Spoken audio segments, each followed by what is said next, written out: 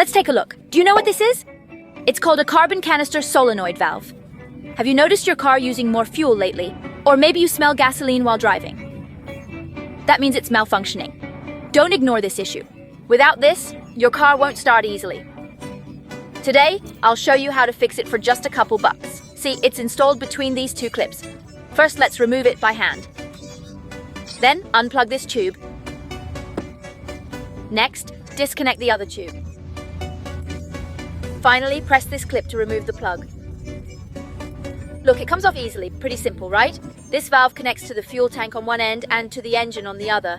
Normally, it should be closed. If it's always open, the engine constantly draws fuel vapor from the tank, which increases fuel consumption. Let's check if it's working. Hear that? It's open. That's the problem. Now that we've found the issue, it's easy to fix. This is a new one I just bought. Let's install it. It's simple to put back.